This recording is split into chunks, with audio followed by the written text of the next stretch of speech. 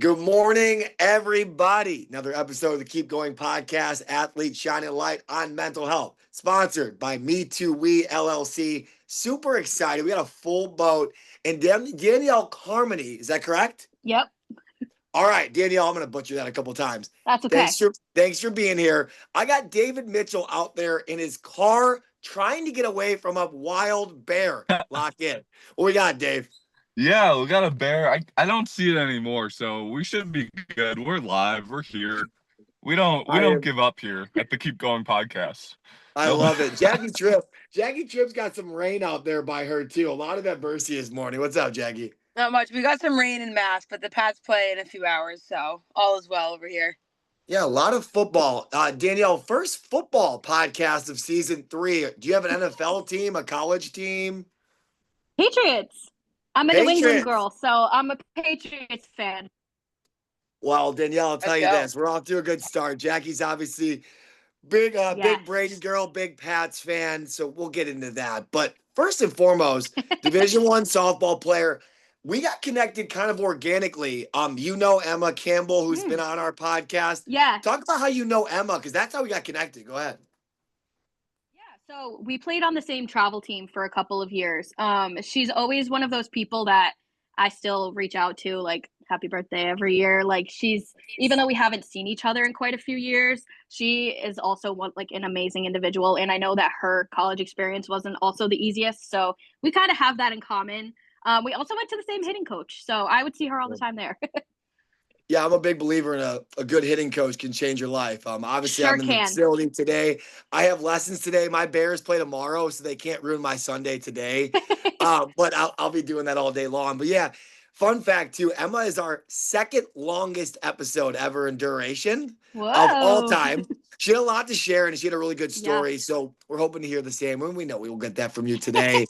Softball side, when did you pick the bat up? When did this become a dream for you? So I picked the bat up, I think I was 5 years old. Yeah. My sister played. She's a few years older than me, so my sister played. So we were always just out in the front yard, like playing catch, whatever, going to the batting cages at one of the little golf courses near us. So I would try my best. And then I got into the Mini Gals League, which is what our little 5-year-old group was called in Cranston, Rhode Island, which is where I'm from. Love it. Shout them out. Cranston. Let's go. So yeah, I started with that. And fun fact, I think I didn't start playing fast pitch. Cranston didn't have fast pitch until I think I was 10 or 11 years old. So all I played was slow pitch growing up. So kind of like you see like a co-ed league, like the ball comes in much higher, it's not flat. Yeah. So I did that for the first like 6 or 7 years of my career. And then after that, we got into fast pitch. And then I went to kind of a bigger, more kind of legit travel team, I guess, where is the kind of organization I met Emma at. So we were playing all across the country, and that's when things kind of started to pick up. And I was like, oh, this is serious. Like, I could actually do this in college. Like, it's not just I'm playing the same teams from the towns across Rhode Island. I'm playing teams from California, Georgia. Like, this is a big thing now. Yeah, no, that's fantastic. And I hate doing this, but I'm going to do it because I love what you're talking about so far. I'm going to give you 2 questions. Mm-hmm. Question A is going to be, who was your inspiration in all this? Because I look at your social media. I mean, once we posted your episode was coming out, people came out of the woodworks to like look and follow this episode. So who was your inspiration in all this? Second question, when did you realize you were a dog? Like, when did you know you were going to play Division I softball? Go ahead.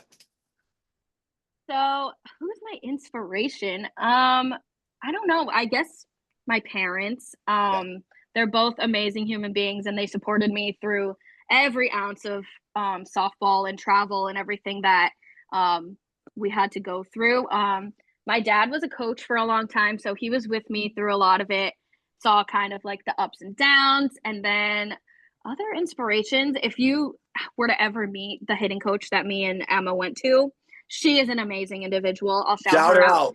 Her name is Robin Ramey, and she is one of the sweetest human beings. And she was such a key part for me during college to like kind of keep going. There it is. I saw it. Yeah. guess I don't know when I realized, like, hey, I'm actually pretty good at this. But once I kind of I got invited to the like tryout for, which was called the Northeast Nightmare at the time. I was 12 years old. It was after their like official tryout. I just went to one of their practices and they were scrimmaging like the older team and they just kind of threw me in there. And I was like, okay, I'm just going to go with it. And apparently I started pulling out these great plays behind the plate. And they were like, yeah, no, we're keeping that kid. She's going to be on with us. So once I kind of had to leave my town team and go to a more broad travel team was when, other people noticed that I'm like really good. I love that. I'm going to go to Jackie here just for a couple different things. Obviously, connection, kind of part of the country, but I don't know. I'm a big believer in that jump from good to great in your sport is like the toughest. You can go from crappy to good pretty easily if you work hard, but that jump from good to great, I'm going to kick it over to Jackie. Go ahead. Yeah, I mean, well, first of all, I love that you go to Merrimack. My friend just started there. She's on the dance team. So she was at the football game yesterday. Yeah. Merrimack's great. And my oldest brother went there too. So the hockey game was sick. Yeah, I used to work at those. I used to work those. Yeah, so they would give us like a little job if we wanted one. I was the person at the hockey games that rang the bell when there was a goal and did the light. So I was a pivotal part of every game, I swear. That is really sick. Yeah, go ahead. Yeah. Mass might not have college football, but we have college hockey for sure. We have hockey, don't worry. Yeah, we have that. No, and I know that I played basketball, AAU basketball in New England, and I know that the circuit for softball is big too. Was there anything that helped you walk that bridge of like, because Rhode Island's, I know this sports scene there is small, like you meet one person from Rhode Island and you're in a network of people. Mass is similar. Was there anything that helped you sort of walk that bridge and stay confident from like, I know I'm one of the best players in Rhode Island, now meeting these people from all of New England across the country? Like, how did you sort of stay leveled with your talent level but your confidence level while doing that? So when I first was trying to transition from kind of like my town team to the AAU team, it was really, really hard for me because everyone that I was playing on my town team with were people that I grew up with. So I was playing with them already for not like 7 to 8 years, and they were all my best friends. Like we would all hang out all the time. We were in school together. So I would say that was probably the hardest transition for me. But once I kind of started playing the games at the new level, I realized that not that it wasn't that hard for me, but it was like, I think I knew I was capable of more than what the town teams were kind of giving me. And I didn't quite realize that until I started playing against those AAU teams, when it kind of seemed like that was where I belonged. That was the talent level that I was at, kind of helped me transition that way. Yeah, no, that's true. And I feel like it's like the quote, you're the sum of the 5 people you spend the most time with. Like, there are a lot of problems with AAU sports today, I think, but one of the positives is that it allows you to almost level up because you have to, because the talent's just that much better than your average hometown youth league, you know? Right. No, I agree with that. And one thing I loved doing, we always played up in tournaments. So I think when I started with the AAU team, I was a 12U team, but we were always playing in like 14U and 16U tournaments. So you kind of have to step up where it's like, you got to float or you're going to drown. So just kind of have to figure it out. I love that. And Dave, it's kind of funny. We talk about with Steve, right? Obviously, me and Dave had the same hitting coach. So like, this is a second dad of mine. Like we both feel the same way about Steve Peterson. We've been very vocal about that. But I love with Steve, he always played us up. He always had us coach out of our comfort zone. Like I was coaching for him, right? Like I think that makes a huge difference. And I don't know. I agree. I think that if you play at your level and dominate, I don't know if being the best player on the field, being the best player, or like in the corporate setting, being the most talented person in the room doesn't really do you much most of the time. I agree.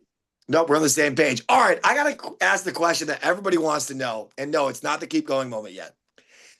You come on here and you're super bubbly. Like you haven't stopped smiling since you've been on here. How did you get to this person? I love who you are, and we're 10 minutes in. Go ahead. Okay, so that's kind of my thing. I'm notoriously someone who doesn't take life too seriously. I'm the person who I will embarrass myself out in public. I don't care. Like if there's a song on in a Walmart, I'm going to be dancing. I don't care. Like That is just who I am as a person. And I think I use that to my advantage a lot. Like I would say that was kind of like my thing going through college athletics. Like even though everyone knew like the kind of stuff I was going through, I was still the person like, I'm gonna make you laugh, I'm gonna crack a joke, like I'm still gonna be smiling and like being me out there, and I will always unapologetically be me. That's just, I don't have another alternate personality where I can just like turn it off. This is just kind of who I am. I think a lot of my girls out here in Chicago, I have a lot of softball players that are out here in this area too. I think they have to be robotic at times. Yeah. They have to be perfect. They have to do everything correct, or their dreams of playing college softball won't be a thing. What do you say to that? Be authentic. You have to be authentic to who you are. College coaches, when they're scouting you, they know you're going to make mistakes. They know that you're not some machine that's just going to go out and hit 750 every game. Like you're not going to go 3 for 4 every time. You might get walked, and that's fine. But if you can still enjoy, like show them that you still enjoy the game. That's kind of the biggest thing, I think, is they have to understand that you still play the game for fun, and it's not just to get recruited and get a scholarship. Yes, that's a big thing, but you still have to love the game, or else you're going to make yourself miserable. Yes. Go ahead, Jackie. I love that. And that too with coaches is a thing. Like when I was going through recruiting back in 2018, 2019 now, when I was at an AU tournament, I heard the following week from a few coaches. And one of them, I remember, I didn't know, I had one school in my mind throughout the whole process, but then I was like, I needed 2 and 3, all that. Yeah. And I didn't really know how to navigate that. So I was like, I just want to see, they're all similar Massachusetts state schools. I was like, I just want to see what the coaches are like. Mm-hmm. And I had a conversation with one coach, and it was just very robotic, like just very, I'm like, I don't even know if she wants to be talking to me. Like I felt like I was the boss. Oh my God. I felt like I was just a box being checked off there, and I need a guard for this recruiting class. Like, what, she's good enough. All right. What, like, didn't really care about my parents, didn't really care about like just who I was as a person. Then I had an assistant coach, not even a head coach of another school. And we were texting, and he was like, I know you're watching the UNC game right now, because he remembered I was in like a UNC hoodie at the tournament. Like he's like, I know you're watching UNC right now. And we texted. I didn't even end up going to that school. But when I see him, or when I think of him, like 6 years later now, I still have his contact in my phone, and like he's still somebody I think of, and he's still somebody in my group of people, because again, he still had the human aspect to it. You see so much now. Again, like I love that you just said, remember, let them know like that you still enjoy playing the game, because you lose sight of that on the coaching end, but you lose sight of that more so I feel like now on the playing end. It's like, look at my huddle, look at my stats, look at my GPA. Yeah, it's not always about all that stuff. I think one thing a lot of people forget too is they're watching, it sounds weird, but they're watching everything. So when you strike out, they're going to see how you react when you walk back into the dugout. Are you going to be the kind of person that slams your bat? Are you going to be the kind of person that throws your helmet? Are you going to be the kind of person that's like, okay, well, I'll get him next time, learn from what I'm doing, and then you still go over and cheer your teammate on? That's the kind of person that they're looking for. Yeah, I think a lot of people forget, like even when you interact with your parents after the game, they're looking at that too, because it says a lot about your character, and they're not just worried about who they're recruiting as an athlete. They're worried about your character and whether you're going to get along with everybody else, and how supportive you're going to be, even if maybe you're not starting. How supportive are you still going to be? What's your role still going to be on that team? We're cooking now. Here we go. I'm in now. My parents are going to eat this up out here. That's amazing. Here's what I'll ask you. I will ask you now. Just your keep going moment in all this. Like when you decide on a Sunday morning you want to come on a mental health podcast, what do you want to share? Talk about it. Loaded question. It always is. If I were to start to talk about all of the kind of mental health things that I went through in college, I think we'd be here for another 2 hours, but I can try to sum it up. Danielle. We got no football to watch. Bring it on. Fast. So I guess, my freshman year of college, I think I didn't understand how bad my anxiety and my stress levels could get. Then all of a sudden, when I first moved into college, I was like doing great, but I was sick a lot. I didn't know what was going on. I would go to the doctors. No one would be able to tell me what was going on. Like, everyone was like, oh, you have strep, you have strep. I don't have strep. It's not that. Thank you. It's not that. But then I go home for Christmas break and I apparently have lost 30 pounds. And everyone was looking at me, and everyone that like I grew up with, I'm home for Christmas break. They're like, what happened to you? Are you okay? And I'm like, what are you talking about? I didn't notice it because I'm looking at myself in the mirror every day. I'm not seeing those minor changes like day to day, but apparently I looked like a skeleton walking. And I was like, okay, well, I didn't really notice this. But so that was kind of like the sum of my freshman year. That was kind of happened throughout the whole thing. So then I get back from Christmas break. Still, I'm like, okay, coach, I think something's wrong. Like I'm not the same. Like I don't look the same as I did when I started here. And she was like, you're right. You look kind of thinner. Like you've lost a lot of weight. Is everything okay? And I was like, I don't really think it is, but I don't really know what else to do. So I kind of just pushed through it all. And that was how freshman year went. And then I said, well, I should probably figure out what all of this is. So I went home. I went to a couple of doctors. I went to a psychiatrist. I'm on anxiety medication now. Woo! So then I go sophomore year, and I kind of had this sophomore year. The beginning of sophomore year was fine. I was doing better mentally. I was doing better physically. I was kind of hitting my stride in terms of being able to be myself without feeling like that bout of anxiety. Like I wasn't a burden on anyone else. So because I kind of kept all that stuff in freshman year. So sophomore year, this would have been fall of 2019. So I go through that semester, and then I go home for Christmas break. Cool. I come home, I go back to school spring of 2020, and I kind of have this big personal thing blow up with my roommates, where I had to move out of my apartment at the time. I had to lock everything in the room, and I moved into a residence inn for 3 weeks by myself. So I'm not going to go into details about that situation because out of like respect for them, but I had to move in for 3 weeks in the residence inn, and that was tough considering that was when season started. So I was driving to Merrimack from a residence inn 20 minutes away, and then I was just always commuting back and forth. And then that was when COVID hit. So we were traveling from Florida back to Massachusetts. And was I muted that whole time? No, you're perfectly fine. You're good. Oh my God. Okay.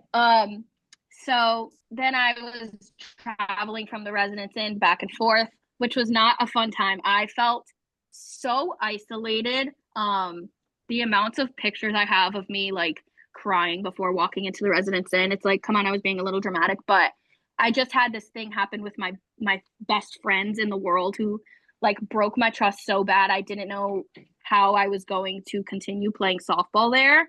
And if you ask anybody, I had a few different times where I almost quit. And I didn't. I kept going. Here we go. Here we go again. I would say my biggest thing with my mental health started to come around when I want to say it was the fall of my senior year. It started being tied, like my softball and my athletic ability was starting to tie into how I felt about myself. That was when everything started to kind of change for me. And I was thinking to myself, like, this is bad. This is not who I am. Like, I am not this person to sit here and sulk about how I did and how I'm pitying myself. Like, I want to say I had a fall game in Providence once, and I don't know what I did. I didn't do something right, but I walked up to my parents afterward and I said something like, oh, I hate myself. I don't know why I can't like hit a ball well. And then I went to sit on the bus and I was like, That's not okay. That is not okay at all. How I do on the field should not be tied to how I feel about myself. And then it started to not spiral, but I know I had to get it under control. And so I went into my coach's office the next week and was like, Coach, I this is bad. Like, I'm tying everything that I do to my self-worth. I don't think I belong to, like, I deserve to be on this team anymore. I'm putting all this pressure on myself. I can't even like swing a bat correctly because every time I step in the box, if I don't get a home run right now, I feel like I'm never going to play again. And that's the kind of pressure that I would put on myself at all times, basically. And she'd be like, well, that's not true. But that was how I felt. And I will say I didn't get a great response from her when I said stuff like that. I was basically told that they didn't want to bring any emotional baggage around with them. So if I wasn't able to kind of fix where I was at mentally, then it would probably be best for me to quit. Because that's where I felt like it was going, because I was really like I shouldn't have been like putting it all on myself. But to get that as a response from my coach was definitely not the best. But I kind of used that and said, well, if she thinks that I can't do it, then I obviously have to. So I started going to see one of the like sports therapists on campus. And I lowered my expectations of myself. I was never one of the starters because I wasn't consistent. I was putting too much pressure on myself to be able to produce, which again, not my coach's fault. You have to put in the players that produce. That was all on me. I couldn't get myself to not put that pressure on me.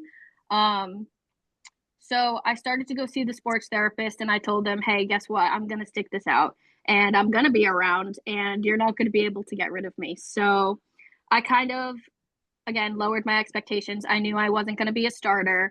I kind of explored the other roles on the team.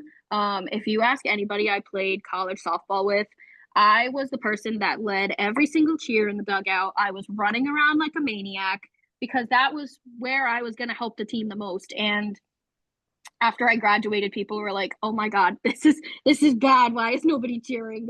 It's so quiet in here. And I was like, yeah, that's me. Sorry, guys. But I guess that's kind of the sum of all of it, I suppose.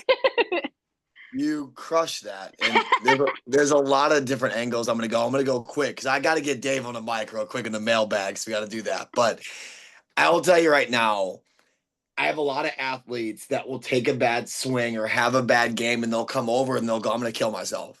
Yeah. Or I suck so bad, I don't want to do this anymore.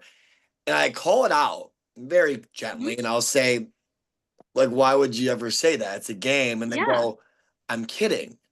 No. So if you're kidding, that's fine. But what you tell yourself matters. Joking or not, you're training your brain every day. Right, wrong, or indifferent. Yeah. What we do is a microcosm of what we're trying to become. Okay. Second thing, I love the keep going mantra of your role might have changed. But the outcome and the goals didn't change, right? Yeah. Like you were still trying to help your team win and, get a great career someday and be a great person.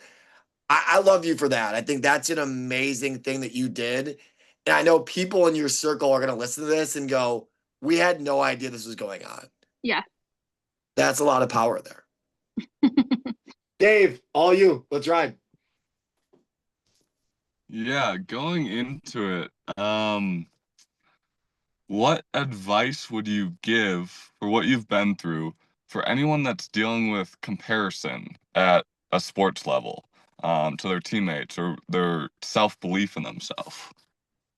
I guess you have to embrace that you will never be that person. Yeah.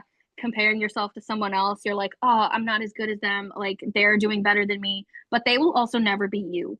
And there's so many unique things about each individual that you have to shine your light on what makes you different and what makes you stand out. And I think when it came to me throughout my college career, my kind of bubbly outlook and energy kind of set me apart from my peers, even though the person I was comparing myself to, yeah, had better stats. They were starting more games, playing more games, but that person will also never be me. And I'm thankful for that. Yeah, I love that answer. Just be yourself. I think a lot of times for myself especially as well, like just comparing yourself doesn't do any good It doesn't. for yourself.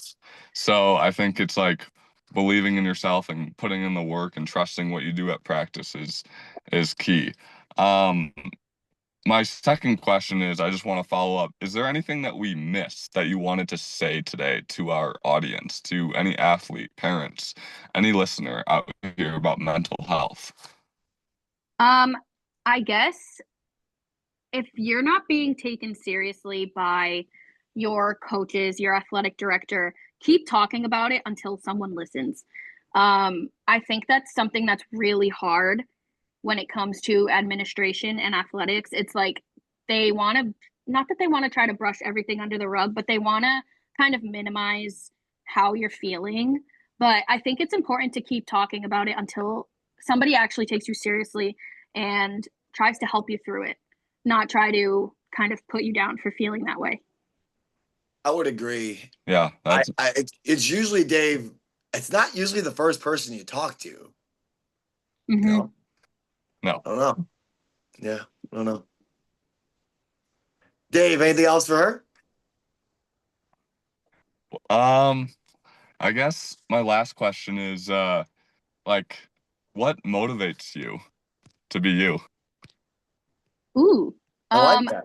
I guess the fact that I love making people laugh and I love making people smile. And the fact that I still do that day in, day out, even though nobody like ties the fact that I was an athlete at one point to me or why they're friends with me. Like nobody's friends with me because, oh, she was a cool college athlete. Like if you were to look up my stats, I wasn't quite a cool college athlete, but I'll still make you laugh and I'll still make you smile and we're going to make some great memories together. And I think that's kind of what motivates me is I love seeing people smile and knowing that I'm the reason or at least helped be the reason.